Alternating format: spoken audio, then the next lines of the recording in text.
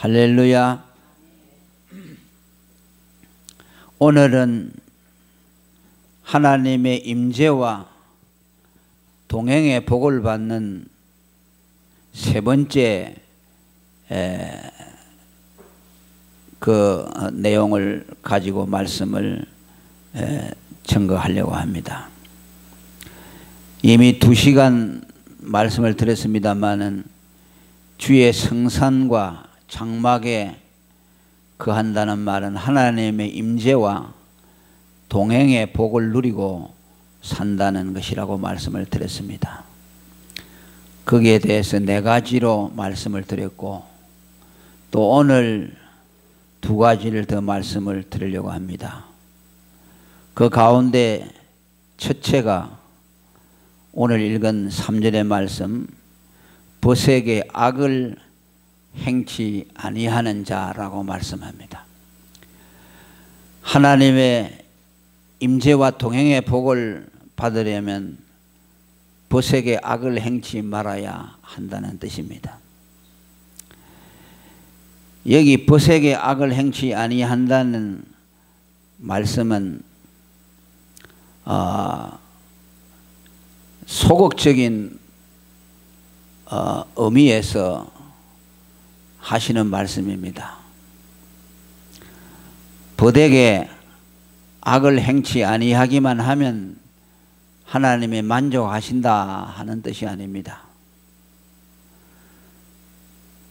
친구에게도 악을 행하고 또 사기를 행하는 그런 사람들이 오늘 많이 있기 때문에 어떻게 보면 벗에게 악을 행하지 아니하는 것도 상당히 큰 선에 속할 수가 있습니다. 그러나 여기 오늘 벗에게 악을 행치 아니한다는 말씀은 다만 그러한 차원으로만 우리에게 하신 말씀이 아닙니다. 성경은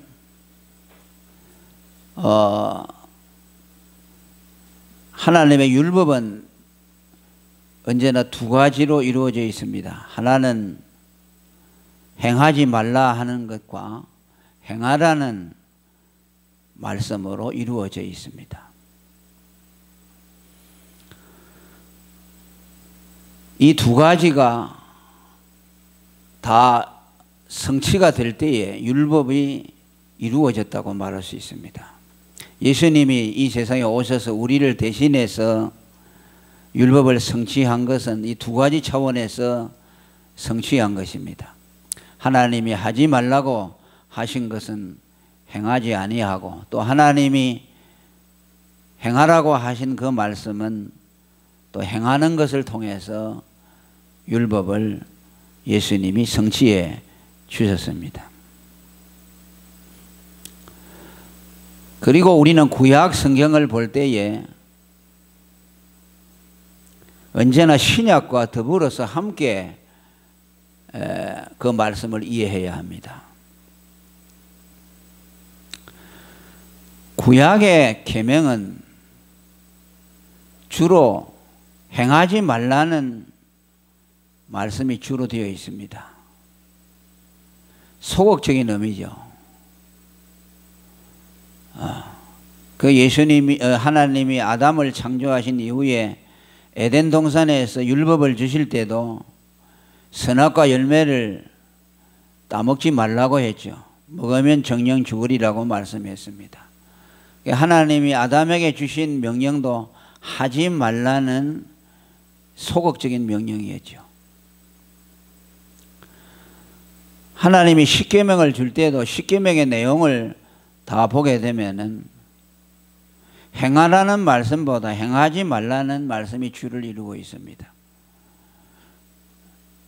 우상을 만들거나 섬기지 말고 거기에 절하지 말라고 했고, 또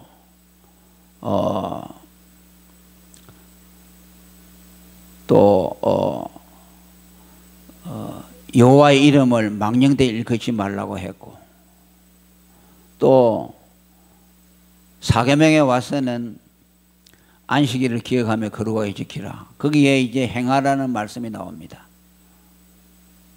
그리고 제5계명에 부모에 대해서 부모를 공경하라는 말씀이 나옵니다. 그러나 그 나머지 말씀들을 보면 전부 하지 마라.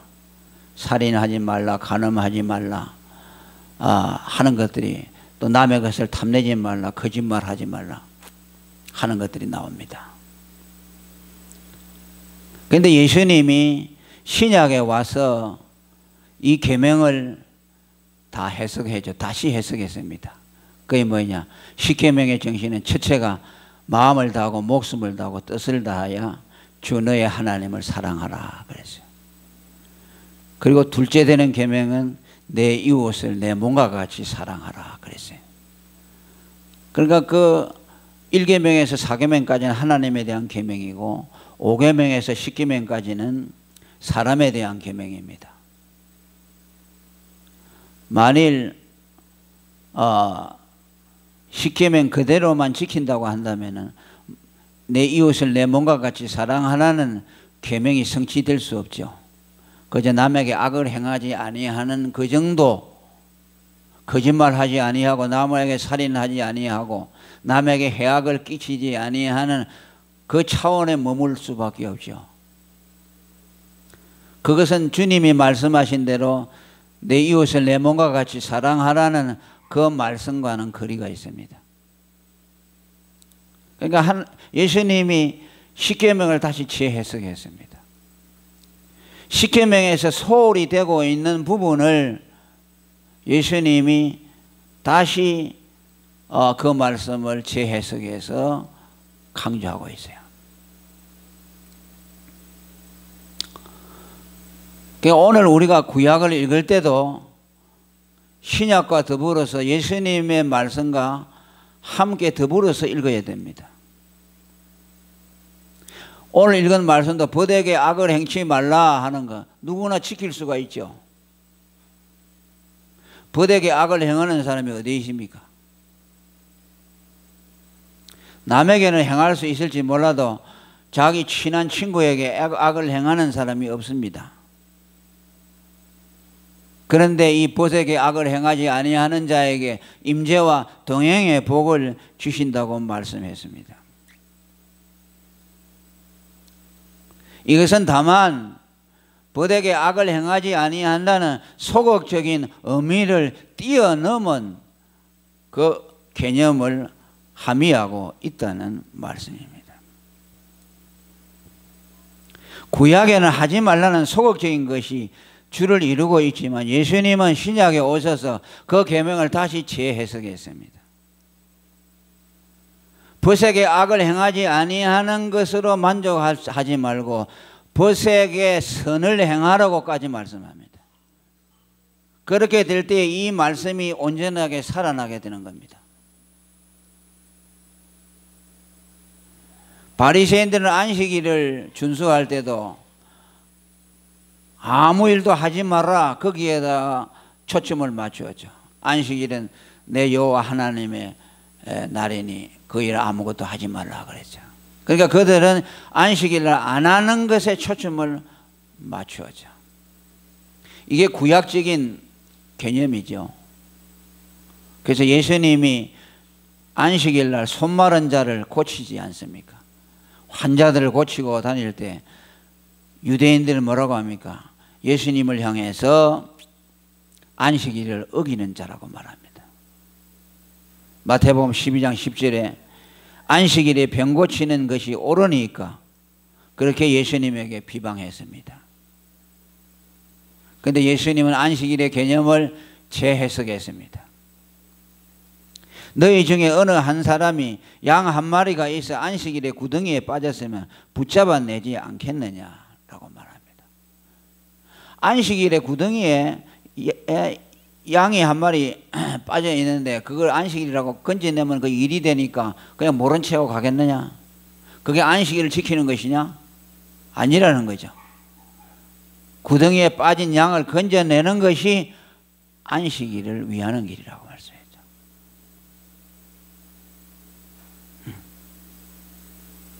안식일의 계명에 대한 예수님의 새로운 접근법이죠. 그러니까 오늘 읽은 말씀도 벗에게 악을 행치 아니한다 하는 말씀은 친구에게 그저 나쁜 짓을 하지 않고 해를 끼치지 아니한다는 그러한 말씀의 차원으로 받아들여서는 안 된다는 말입니다.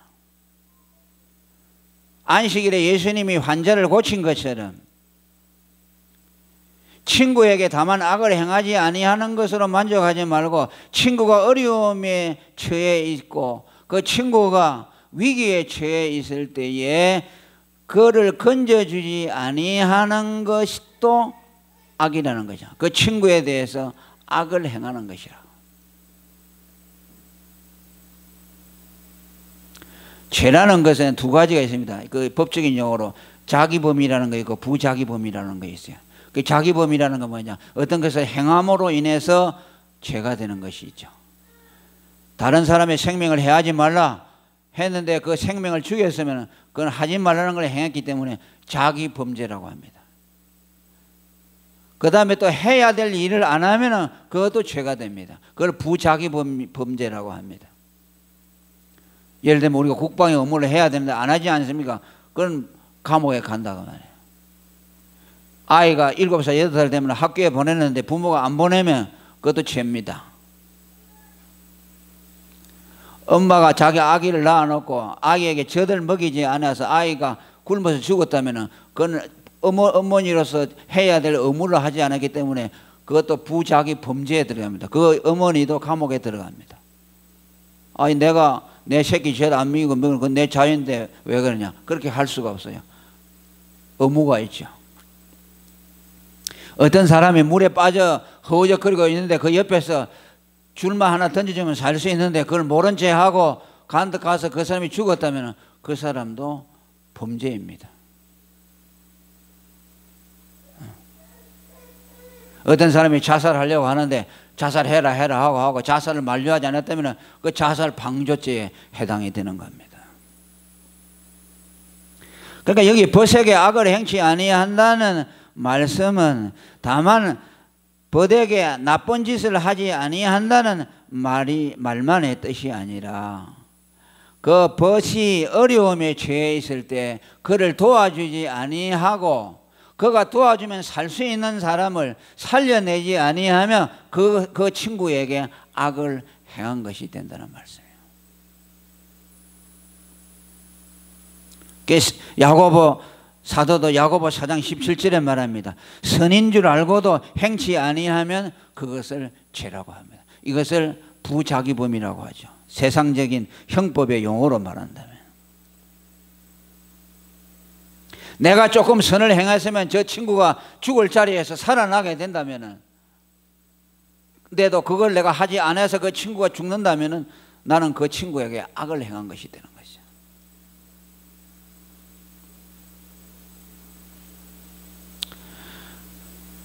그렇게 하나님의 말씀은 광범위하게 받아들여야 돼요. 예를 들면 오늘 우리가 사랑하는 친구가 있는데 그 친구에게 복음을 전해주어서 그 복음을 두고 그 친구가 구원을 받을 수 있는데 내가 그 친구에게 복음을 전해주지 아니해서 그가 멸망에 빠져 들어간다면 나는 그 친구에게 악을 행한 자가 되는 거죠.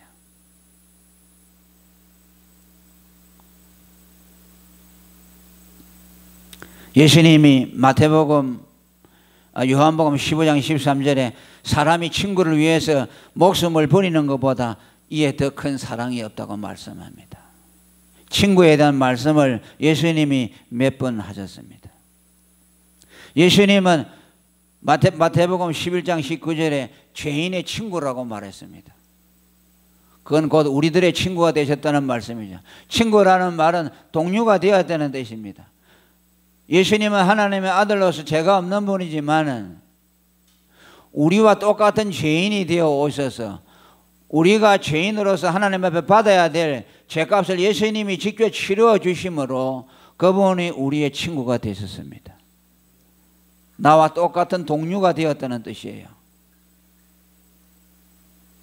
그렇게 자기의 목숨을 우리를 위해 희생시킴을 통해서 우리를 구원해 주셨습니다.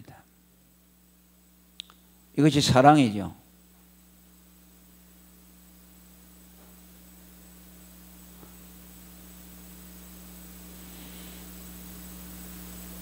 우리가 정말 어떤 친구를 사랑한다면 그 친구에 대해서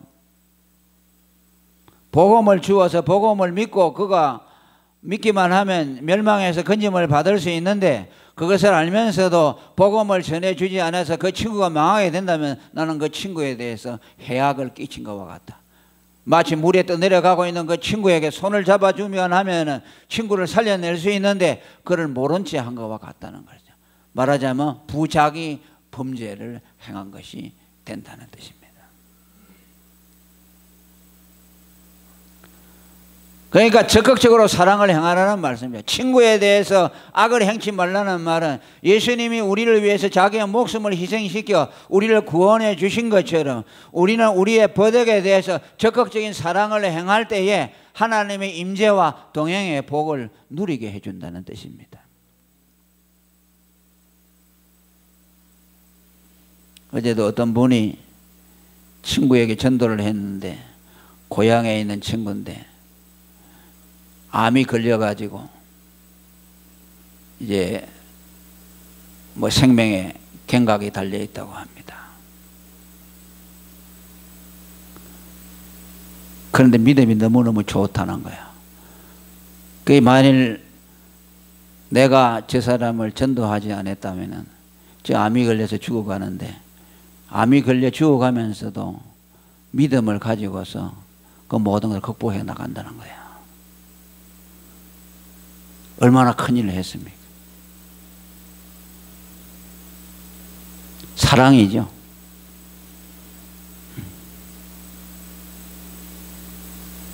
우리는 기독교는 말입니다. 남에게 그저 해를 안 끼치는 정도로 살면 된다. 그러면 그저 모범 시민이다. 우리는 그렇게 될 수가 없어요. 하나님은 그렇게 보지 않습니다. 버덕에 악을 행하지 않고 사기 안 치고 거짓말 안 하고 친구 사이에 그저 만나서 허허 좋다 하고 그렇게 잘 지낸다. 그거는요 해악을 끼치는 것과 같아요. 왜? 나는 구원의 길을 알고 있고 내 친구는 구원의 길을 모르는데 그가 멸망에 가는 것을 보면서도 그를 건져내지 아니하는 것은 나는 그 친구에게 악을 행하고 있는 것이에요.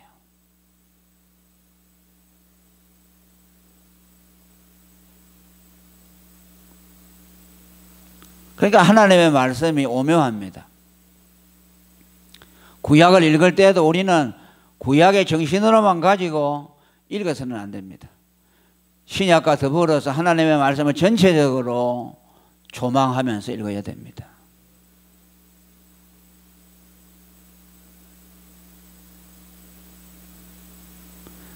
또 두 번째로 하나님의 임재와 동행의 복을 받는 사람은 어떤 사람이냐? 그 이웃을 회방하지 아니하는 사람이라고 말씀합니다. 여기 회방이라는 말은 이웃에 대해서 남을 헐뜯거나 비방하지 아니한다는 뜻입니다. 이건 구계명의 말씀과 비슷합니다. 내 이웃에 대하여 거짓 증거하지 말지니라라는 구계명과 연결 지을 수 있습니다. 이 역시 우리는 다만 소극적인 의미로 이 말씀을 받아들여서는 안 됩니다. 어떤 사람이 하나님의 임재와 동행을 경험하느냐? 그저 남을 헐뜯지 않고 남을 비방하지 않고 뭐 그 정도 하면은 하나님이 만족해 주셔서 우리에게 동행과 임재의 기쁨을 누리게 할 것이라 그렇게 받아들여서는 안 됩니다. 그저 이웃에게 나쁜 소리를 하지 아니하는 것으로 이웃에 대한 책임을 다했다고 생각해서는 안 된다는 말씀입니다. 세상의 이치를 보면 마찬가지죠. 남에게 나쁜 소리 한마디 안 하고 그저 이웃하고 잘 화목하게 지내면 뭐 그건 훌륭한 모범 시민이 될 수 있지만은 하나님이 보실 때는 그렇지 않다는 말씀입니다. 회방하지 아니하는 것으로 만족해서는 안 된다는 말씀입니다.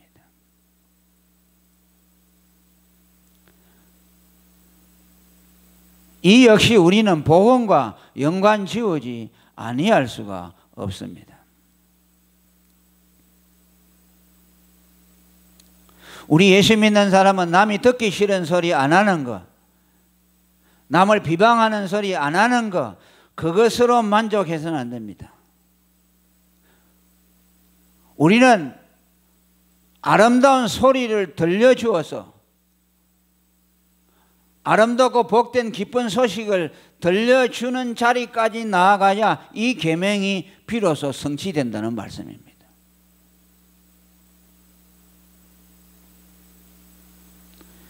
남을 비방하지 아니하는 것으로 만족하지 말고 복음의 기쁜 소식을 들려주어서 그 사람을 기쁘게 하는 자리까지 나아가야 이 말씀이 성취된다는 뜻입니다. 이 역시 예수님이 안식일 계명을 지킬 때에 안식일에 행하지 아니하는 것만 주목을 한 유대인들과는 다른 차원에서 예수님이 안식일 개념을 이해하셨듯이 우리 역시 같은 차원에서 이 개념을 받아들여야 합니다.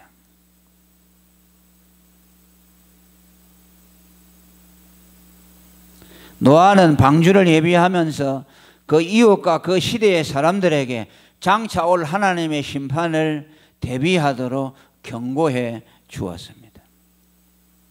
히브리 11장 7절에 믿음으로 노아는 아직 보지 못하는 일에 경고하심을 받아 경외하심으로 방주를 예비했다고 말씀합니다.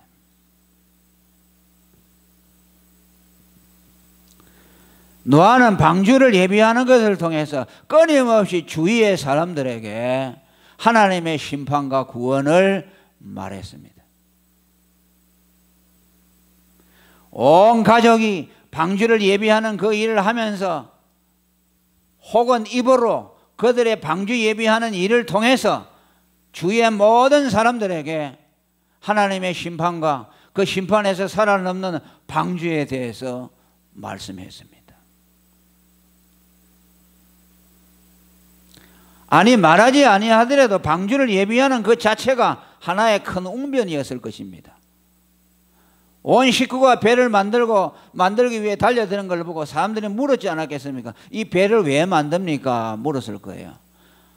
그러면 답을 하지 않았겠어요? 하나님이 경고를 주셨는데 잠시 후면 물로서 이 세상을 심판하는데 이 방주를 예비하여 방주에 들어가면 구원을 얻는다고 하나님이 말했습니다.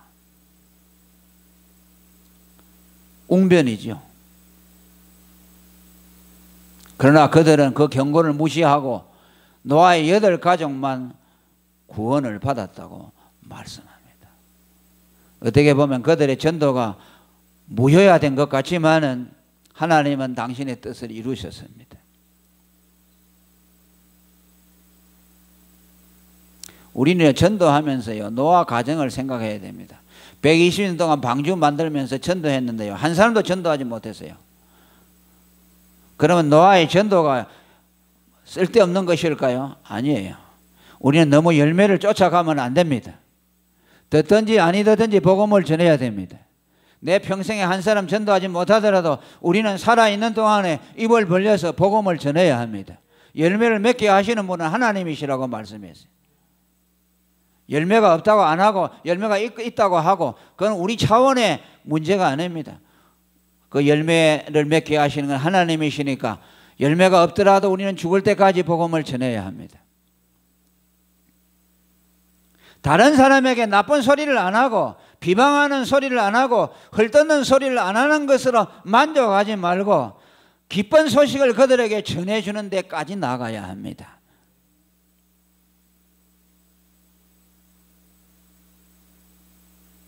만일 우리가 이 복음을 전하지 아니하면 바로 그 자체가 그들에게 해악을 끼치는 것이라는 것을 성경은 말씀하고 있습니다.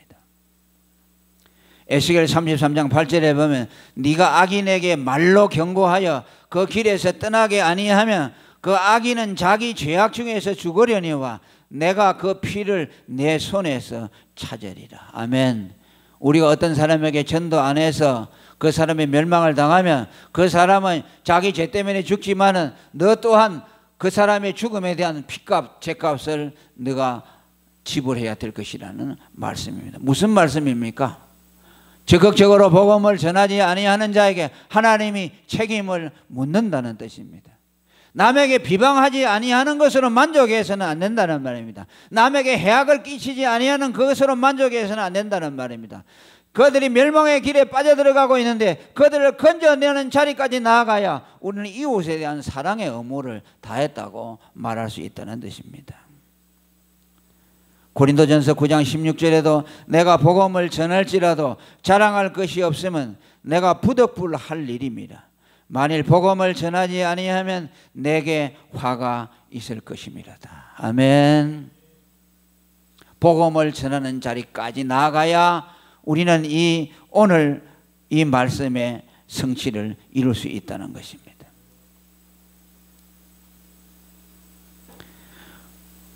구약에서 파수꾼이라는 말이라든지 짖는 개, 선지자는 하나님으로부터 받은 계시를 사람들에게 알려주어 장차올 심판에서 피하도록 해준다는 뜻에서 세 가지 용어를 하나님이 등장시키고 있습니다. 오늘 성도들은 파수꾼의 사명을 가지고 있습니다. 파수꾼은 무엇입니까?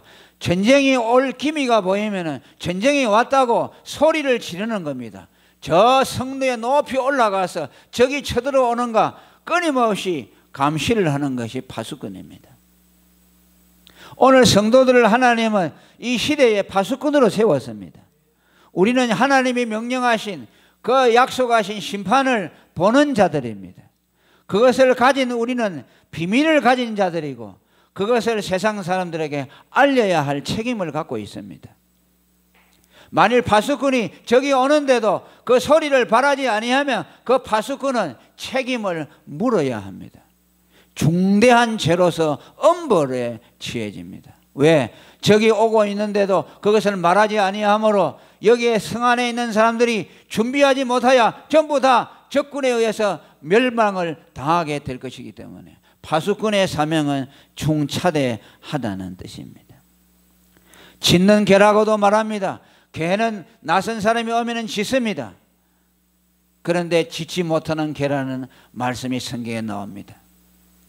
이스라엘의 무지한 선지자들을 일컫는 말이고 그의 백성들을 일컫는 말입니다. 하나님의 심판이 가까워 오고 있지만은 성도들이 짖는 개처럼 열심히 짖어야 하지만은 짖지 아니하므로 멸망이 오는 것을 사람들이 알지 못하고 있는 새에 죽음이 와서 그들을 다 멸망으로 내몰리고 있다는 뜻입니다. 고린도전서 4장 1절에 사람들이 마땅히 우리를 그리스도의 일꾼이요 하나님의 비밀을 맡은 자로 여길지어다. 맡은 자들에게 구할 것은 충성이라고 말합니다. 왜?